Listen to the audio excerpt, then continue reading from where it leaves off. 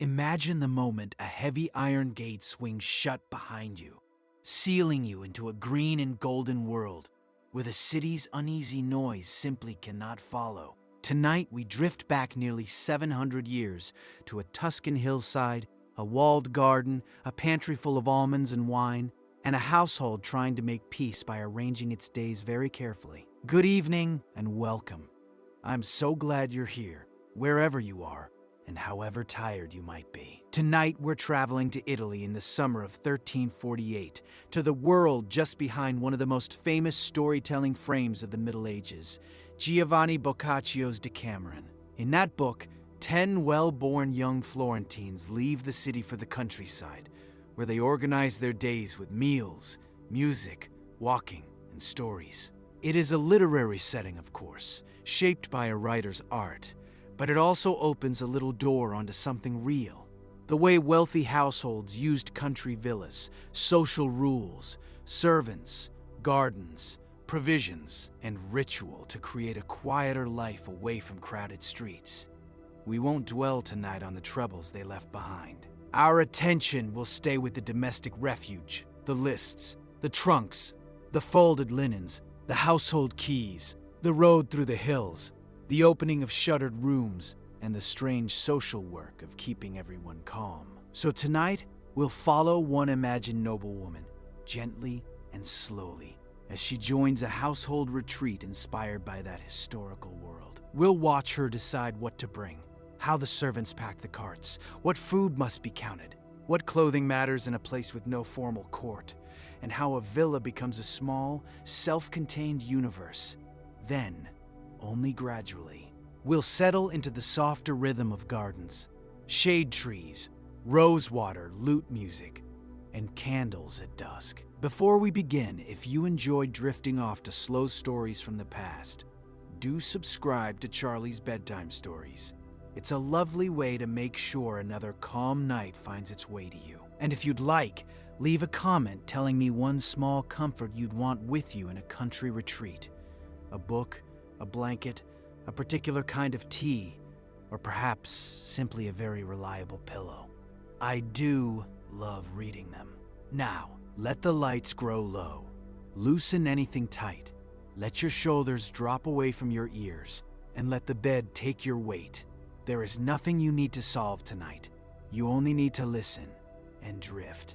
Somewhere in a tall stone townhouse in Florence, a woman is about to wake to the sound of whispering. Let's join her there, in the pale light of early morning, as her whole summer quietly changes shape. There is a particular kind of energy in a house that has just decided to leave. Our noblewoman wakes in her tall city townhouse to find the household already stirring. It is early, and the light through the shutters is still thin and gray. But below her, on the stairs, she can hear footsteps that move with unusual purpose. Someone is speaking in a low, quick voice. Someone else is answering. By the time she comes down to breakfast, the decision is already formed in the air like weather. The family will go to the country estate, and they will go before the week is out. She sits with a cup of watered wine and a piece of bread and watches the morning tilt into motion around her. Servants pass with folded linens. A cousin reads a list aloud to no one in particular. Her aunt, who considers herself the practical one, is already worrying about whether the good beeswax candles will survive the journey without bending in the heat. In a wealthy household of this period, a move like this was an enormous undertaking. You did not simply lock the door and drive away.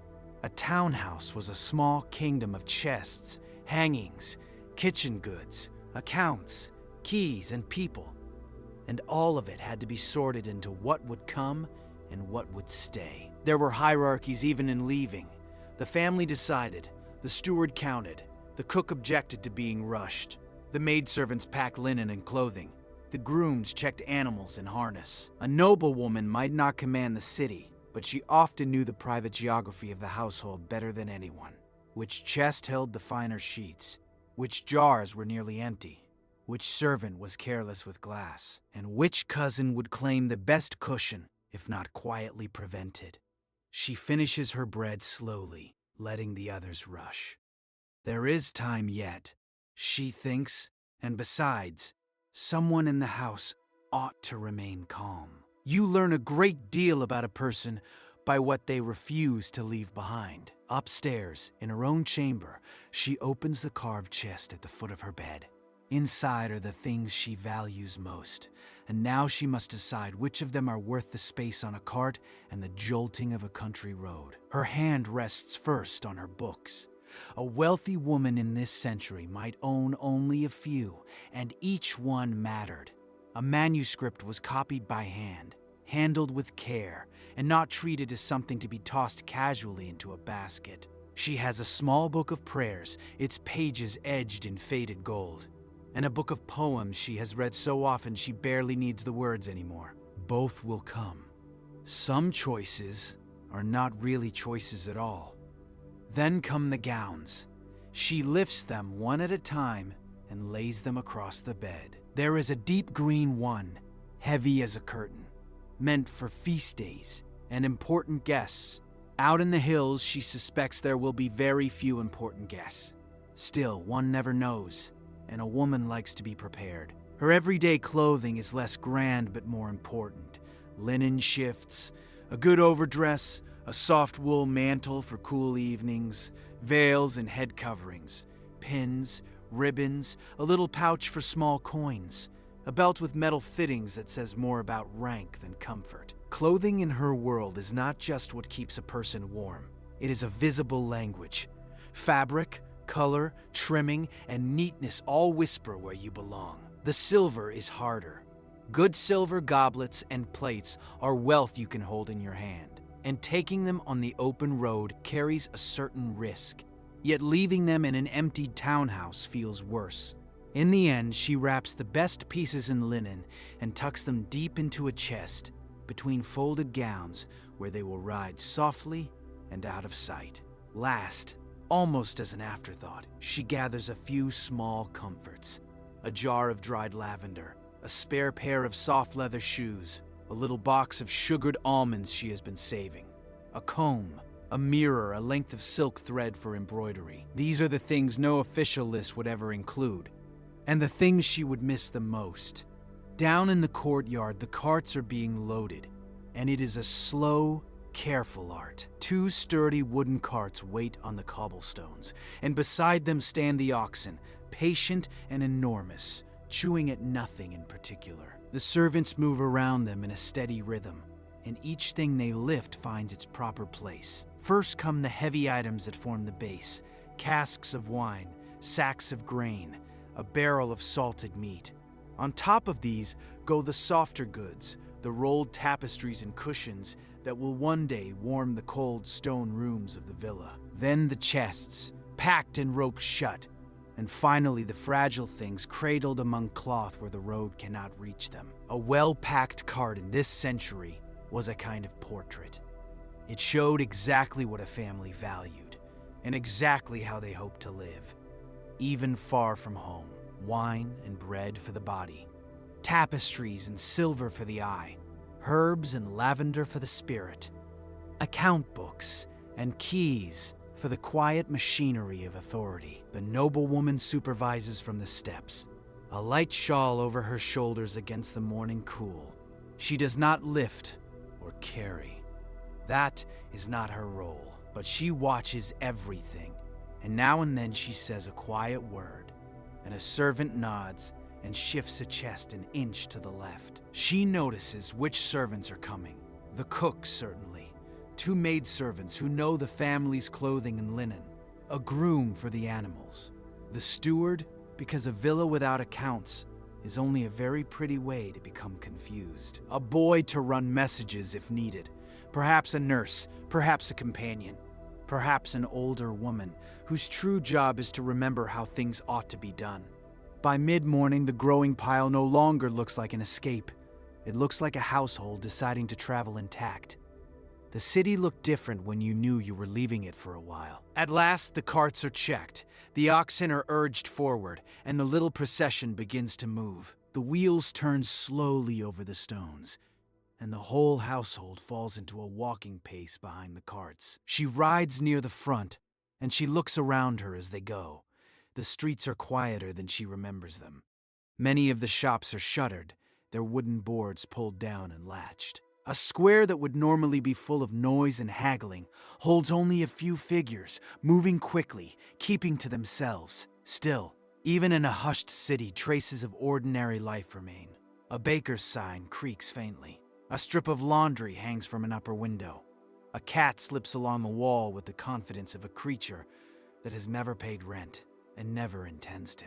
The stone houses lean close together above the narrow street, as if exchanging gossip. It is a strange thing, she thinks, to see familiar places emptied. She knows these streets. She knows which baker keeps the best bread, which corner floods when it rains, which window belongs to a friend she has not seen in weeks. Passing them now, closed and still, she feels something that is not quite sadness and not quite relief. Then the great town gates rise ahead, and the carts roll beneath them, and the noise and stone of the city fall away behind. The road opens out, and for the first time that morning, she lets herself breathe all the way down. Somewhere past the second hill, the air itself seems to loosen its grip. The journey into the countryside is slow and pleasantly so. The cart sways and creaks along a dusty track, and there is nothing to do but sit and let the land go by. Cypress trees stand tall and dark along the road, and beyond them the olive groves spread out in soft silver rows. As they climb, the air changes. In the city it had been thick and warm, heavy with smoke and crowded life. Here it grows cooler and sweeter, and it carries the smell of dry grass and warm earth. The sounds change too. The rattle of the city fades, and in its place comes birdsong, the steady creak of the wheels and the low huff of the oxen. Travel was not graceful, even for the comfortable dust gathered on hems. Cushions slipped, a chest complained at every rut. Someone always wanted water just after the flask had been packed too far away. The noblewoman endures it with the dignity expected of her, and the private irritation felt by almost everyone who has ever traveled with relatives. She does not read. She does not talk much. She simply watches the landscape unspool, hill after gentle hill, each one a little greener and a little quieter than the last. Somewhere behind her, a cousin dozes against a cushion. Ahead, the road curves out of sight and then reappears, higher up, threading toward a place she has not seen since last summer. The swaying of the cart is almost like being rocked. She feels the last of the morning's rush drain slowly out of her, mile by mile, until there is nothing left in her but the road and the light and the long, easy climb. The house had been waiting patiently, as old houses tend to do. At last, the villa appears on its hillside, and she leans forward to see it. It is built of honey-colored stone, and in the late afternoon light it seems to glow from within. Its shutters are closed, and the garden around it has grown just wild enough to look like a secret that has been keeping itself. A villa like this is not only a pretty refuge, it is also an agricultural estate, a place of vines, olives, grain, tenants, tools, cellars, animals, and accounts. The family may come here for rest, but the land has been working all along. Somewhere below the house are storerooms, a press, a kitchen yard, perhaps a dovecote, certainly enough small practical corners to keep romance properly supplied with bread. The caretaker has been warned of their coming. As the carts roll up the final slope, the great doors are already being pulled open, and an old man in a plain tunic stands waiting, cap in hand, squinting up at the family he has not seen in nearly a year. They step down, stiff from the road, and enter the house. Inside it is cool and dim, and their footsteps echo on the stone floors. The rooms smell of dust and shut-up air, but beneath that there is something else, a faint, clean scent of dried lavender once tucked among the linens. She walks slowly through the entrance hall, trailing one hand along a cold stone wall. The house feels enormous and empty and entirely theirs. After the tightness of the city, after the long, dusty road, there is a deep satisfaction in simply being here, inside these thick walls, with the whole quiet hillside wrapped around them. There is nothing quite like the sound of a shutter opening after a long silence. The next hours are given over to waking the house. It is work, but it is the good kind of work, the kind that turns an empty shell into a place where people live. Room by room, the servants pull the pale dust sheets from the furniture, folding them into soft heaps. Beneath the cloths, carved chairs and heavy tables emerge, a little dull with age but solid and familiar. Then, the shutters are unlatched and pushed wide, and light pours in across the floors, and the warm hillside breeze moves through rooms that have not felt a draft in months. The tapestries come out of the carts next. 2 servants lift each one and hang it against the bare stone, and at once the rooms feel less like a fortress and more like a home. Deep reds and forest greens warm the walls. A hunting scene here, a garden of flowers there. In a stone house, fabric is not mere decoration. It softens echoes, cuts drafts, announces status, and gives the eye somewhere pleasant to rest. The noblewoman moves through it all, choosing. This room will be for dining. That corner catches the afternoon sun, so it will be hers for reading and sewing. A smaller chamber near the inner courtyard will suit an older aunt who dislikes stairs and has never forgiven them as a concept. By evening, the villa has begun to remember itself. Beds are made, chests are placed, candlesticks stand ready. The emptiness has not vanished exactly, but it has become spaciousness instead. In a large household, power often jingled softly at a woman's belt. By the second morning, the noblewoman has taken up the little ring of keys that belongs to the domestic life of the villa. Some open linen chests, some open cupboards. One opens a small storeroom where sweeter things are kept: honey, spices, dried fruit, and the kind of delicacies that disappear unless someone respectable knows exactly how much should be there. This is not dramatic power, but it is real. Linen must be aired. Sheets must be changed. Tablecloths must be counted before and after a meal. Fine napery, washed and stored, represents money, order, and the family's ability to appear untroubled. A household could be judged by such things. A stained cloth, a missing towel, a shortage of candles. These were not disasters, but they were small cracks in the performance of ease. She walks with a maidservant through the linen room, where folded sheets sit in cool white piles. Lavender has been tucked among them. The maid shakes out a cloth and holds it to the light, checking for thin places. The noblewoman nods, approving one bundle for daily use and reserving another for better occasions. Because even in retreat, one must have levels of impressiveness available. There is comfort in this, not only in the smooth linen itself, but in the knowledge that someone has thought ahead. Sleep depends, more than we like to admit, on quiet arrangements made by other hands. Every household, it turns out, rebuilds itself in the same handful of small rituals. Down in the kitchen, the cook has already claimed her kingdom.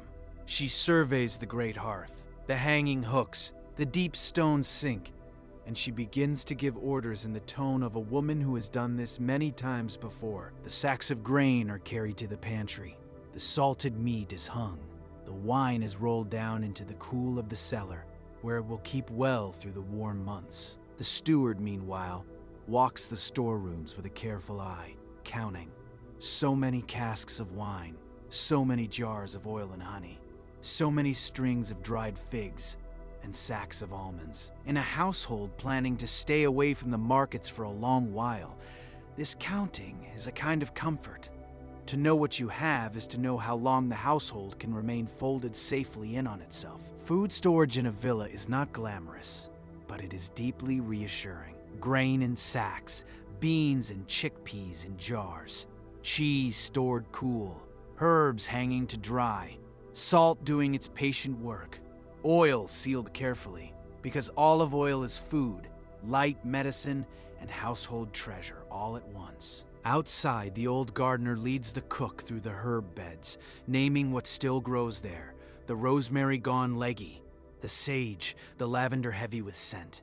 She pinches a leaf, sniffs it, and nods. There will be fresh flavor for the pot after all. By evening, order has quietly emerged from the pleasant chaos. Each person has found their corner and their task. The house has remembered how to be lived in. At dinner, calm has an etiquette of its own. The family gathers in the room chosen for meals, where a long table has been covered with a clean cloth. The seating is not random. Rank, age, gender, kinship, affection, and old private irritations all have their invisible say. No one announces these rules, because the most powerful rules are often the ones everyone pretends are obvious. Hands are washed, perhaps with scented water if the household is feeling particularly civilized. Bread is set out, wine is watered, platters are carried in, and servants move quietly along the edges of the room, visible and not visible at once. A meal like this is never only about hunger. It is about belonging. It is about whether the family can still perform grace, order, moderation, and pleasure while the wider world is unsettled. The table says, without saying it aloud, we are still ourselves. There are little courtesies. One does not reach too eagerly. One praises the cook through the proper person. One does not bring unwelcome news to the center of the meal. One allows the eldest aunt to complain mildly about the bread, because this appears to be one of her spiritual needs. The noblewoman takes her place, smooths the cloth near her hand, and feels the first true evening of the retreat settle around them. Outside, the hills are turning blue. Inside, the candles burn steadily. The household has made a circle of light and agreed for now to stay within it. The gate closed with a sound that felt, somehow, like a promise. As the first full day fades, the old caretaker crosses the courtyard to the great iron gate in the outer wall. It is heavy, and it takes him a moment, but he swings it slowly closed and drops the bar into place with a deep final sound. It is a small act, really, a gate closing at dusk, but it changes everything. A moment before, the estate was a house on a road, open to whoever might pass. Now, it is a world of its own, walled, whole, and complete. Inside are the gardens, the pantry, the wine in the cellar, the people she loves. Outside is everything else, and everything else can wait. She stands at an upper window and watches him bar the gate, and she feels the walls settle around her like arms. The first lanterns are lit. The evening comes on soft and blue over the hills. In the city, doors had meant privacy. Here, the gate means rhythm. It marks the end of errands, the end of decisions, the end of the day's small negotiations. It tells the house to turn inward. It tells the body that the long work of being alert may pause. They made rules the way comfortable people do, partly from caution and partly for the pleasure of following them. That evening, gathered around the table, the family invents the gentle laws of their new life. It begins half as a joke and becomes, by the end, something they all quietly agree to keep. No one expected visitors from outside. No troubling news brought to the table. Each day is to be given over to ease, conversation, music, walking, and calm. And anyone who breaks the mood with needless worry will be gently, firmly redirected. Someone suggests that they take turns choosing the day's entertainment, and this is agreed upon at once, because it gives everyone something to look forward to. Here the echo of Boccaccio's storytelling world comes close. In the Decameron, the young people appoint a ruler for each day, almost playfully, to choose activities and themes for stories. It is leisure, yes, but organized leisure. Even pleasure has a schedule when well-brought-up people are involved. The rules are not really about control. They are about shaping the days into something worth living. Structure, they are discovering, is its own kind of luxury. The luxury of knowing that tomorrow will have a pattern, a beginning, a middle, and an evening candlelit end. A day in retreat still begins with layers. In the morning, the noblewoman does not simply rise and drift outside like a figure in a painting. She is helped into the day. Linen first, then gown, then belt. Her hair is smoothed and covered, because respectability does not take a holiday merely because the view is lovely. Pins are found, lost and found again. A veil is adjusted, a sleeve is tugged into place. These small rituals are repetitive, practical, and strangely calming. Clothing creates the public self, even when the public has shrunk to one's family, servants, and a slightly judgmental aunt. At last, she steps into the walled garden while the dew is still on the grass. The garden is laid out in neat, even paths, with clipped hedges and trellises heavy with climbing roses. At its center, a stone fountain murmurs quietly to itself, the same soft sound at all hours of the day. A walled garden is a room that happens to have flowers, instead of a ceiling. The walls rise tall on every side, high enough to hold the wider world at a distance, so that the garden feels like a private green chamber open only to the sky. She walks the paths slowly, and with each morning she learns them a little better. The corner where the roses bloom thickest, the bench that catches the first warm light, the place where the gravel gives way to soft moss. Every plant in that garden had a purpose, and most of them had a story. The old gardener is often out among the beds when she walks, and he begins, shyly at first, to teach her what grows there. He has tended this garden since he was young, and he remembers the villa's grander days. He shows her the lavender and how its scent lingers on the fingers long after you touch it. He shows her the rosemary and the sage and explains, in his slow country way, which is good for the pot and which is good for keeping linen sweet. He shows her the roses and tells her how the petals can be gathered and turned into rosewater prized for washing hands and freshening rooms in the finest houses. Rosewater is one of those small luxuries that makes the past feel suddenly close. A basin, a towel, a faint floral scent before a meal. Not grand enough for a chronicle, perhaps, but important enough to make an ordinary moment feel polished. She listens more than she speaks. It is a pleasant kind of learning, unhurried and low, with no purpose beyond the pleasure of knowing. And always, beneath his voice, there is the fountain, its steady trickle marking the hours. Before long, that quiet sound of water becomes the heartbeat of her mornings. In the warm part of each afternoon, the household gathers beneath the broad shade trees to tell one another stories. They bring cushions out onto the grass and settle in the dappled light, where the heat softens and the air smells of leaves and warm earth. Then, one by one, they take turns telling tales. Storytelling is not casual here, not entirely. It is a social performance. A good tale shows wit, memory, taste, restraint, and timing. Too dull, and everyone suffers politely. Too bold, and eyebrows rise. Too long, and even the trees seem to lose patience.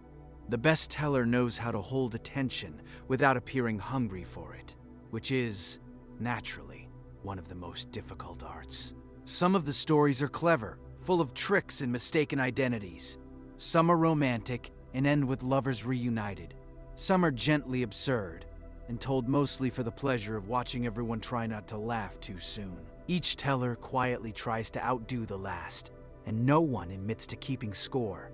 This was entertainment in an age before printed books were common and screens were unimaginable. Simply voices and shade and time enough to fill. She leans back on her cushion, half listening, watching the light shift through the branches above her, and thinks that she could pass 100 afternoons exactly like this one. Of course, the leisure of one group is often the labor of another. While the family tells stories under the trees, the kitchen is already thinking about supper. Someone kneads dough, someone skims a pot, someone scrubs a board, fetches water, shakes crumbs from a cloth, or carries ashes from the hearth. The pantry that seems so peaceful when counted must be managed every day, or it will become either wasteful or disappointing. This is one of the quiet truths of a country retreat. The family's calm depends on a web of work so ordinary it almost disappears. Clean sheets, warm bread, mended sleeves, full lamps, swept floors, watered animals, latched gates, fresh herbs, and a servant who remembers where the good knife was put. The noble woman knows this, at least in the way a person of her class can know it. She may not carry the water, but she notices when the jug is empty. She may not bake the bread, but she knows whether flour is being used too quickly. The household's ease is partly her responsibility, and she treats it like a small, delicate instrument that must be kept in tune. In the evening, when the family praises the meal, the cook receives the compliment indirectly, as custom prefers. The servants eat elsewhere, later or separately, in their own order, with their own conversations. The villa is one household, but not one experience. Even behind the same wall, people live in different layers of the same day. Even a retreat cannot entirely escape paper. Every few days, the steward brings out the account book. It is not beautiful like a prayer book, but in its own way it is just as powerful. Marks for grain, marks for wine, notes about oil, candles, wages, repairs, fodder, and the cost of sending a messenger. The noblewoman may not handle every line, but she understands the comfort of numbers that behave. Letters are more delicate. News from the city is wanted and not wanted. Everyone would like reassurance. No one wants details over supper, so messages are received quietly, read by those who must read them. And folded away, information becomes another household substance to be managed carefully, like spice or firewood. Too little, and people grow restless. Too much, and the peace thins. This may be one of the strangest luxuries of the retreat. Not ignorance exactly, but distance. The ability to decide when the outside world may enter, and in what tone of voice. And so the family learns to live by selected knowledge. The road beyond the gate exists. The city exists. But in the rooms of the villa, the day is measured more often by meals, shadows, prayers, and music than by rumor. And in truth, after enough days, the afternoons begin to blur one softly into the next. The great luxury of the country, she slowly realizes, is having nowhere urgent to be. Some afternoons she embroiders, the needle rising and falling in her hands, silk thread making small flowers that will outlast the summer. Some afternoons she reads a familiar page from her prayer book, not because she has forgotten it, but because familiar words ask so little of a tired mind. Some afternoons she simply watches the light move across the garden wall, inch by patient inch. The meals settle into their own gentle rhythm. There is bread from the villa's own oven, still warm. There is honey and dried fruit and almonds and salted meat and always good wine cooled in the cellar below. Nothing is hurried. Every dish is a small, quiet triumph of a pantry, well-stocked and a household well-run. As the heat fades each evening, someone takes up the lute. The melodies are simple and old, the kind everyone half knows, and no one minds a wrong note here and there. The music does not hurry. It only keeps the evening company drifting out over the terrace into the cooling air. On clear nights, she lingers outside after the others have gone in. She stands on the stone terrace and watches the stars come out over the hills, one by one, until the whole sky is scattered with them. They seem enormous and steady, and entirely unconcerned with anything happening far away. She finds it strangely restful to feel so small beneath them. Day follows day, and each is much like the one before. The fountain in the morning, the herbs warming in the sun, the shade trees in the afternoon, the soft jingle of keys, the folded linen, the lute at dusk, and the stars after. She stops counting the days somewhere in the second week, and she does not miss the counting at all. The summer becomes a single long, unbroken breath, let out slowly, with nothing left to hold. Now the villa is settling into the dark at the end of another quiet day. A few of its windows glow faintly gold, warm little squares against the honey-colored stone. Below them, the walled garden has gone still and dim. The roses folded closed, the fountain still murmuring its same soft note to no one. The great iron gate stands barred against the night, and beyond the walls the hills fold gently into shadow, one behind the other, until they meet the dark. Somewhere inside, in a cool stone room that smells of lavender, the noble woman is drifting towards sleep. The linens are smooth. The last candle has burned low. A book rests closed beside the bed. Her veil has been folded away. Far off, an owl calls once across the valley, and then falls silent. The house holds its people softly in the dark. The walls hold the whole quiet world in place, and the whole small protected estate grows still and safe, and stays that way until morning. So let yourself settle now, just as she does, behind safe walls with nothing left to do and nowhere left to be. Thank